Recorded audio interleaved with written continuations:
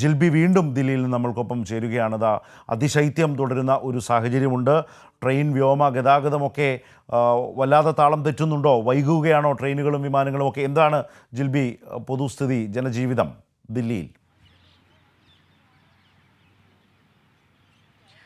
ശരത്ത്, എനിക്ക് തോന്നുന്നു ഈ ദൃശ്യങ്ങളിൽ നിന്ന് തന്നെ വ്യക്തമാണ് ഇവിടുത്തെ ഒരു അവസ്ഥ. കാരണം കടുത്ത മൂടൽമഞ്ഞ്, എനിക്ക് തോന്നുന്നു പുറകിലുള്ളത് എന്താന്ന് പോലും കാണാൻ സാധിക്കാത്തൊരു അവസ്ഥയാണ്.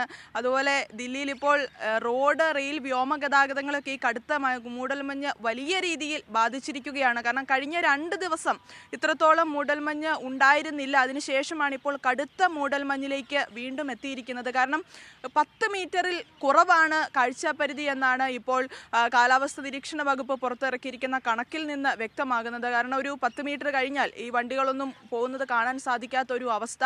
എന്തായാലും അപകടം കൂടാനുള്ള ഒരു സാധ്യതയുമുണ്ട്. കാരണം ഇത്തരത്തിൽ കാഴ്ച പരിധി കുറഞ്ഞതോടെ അപകട സാധ്യത കൂടുന്നു.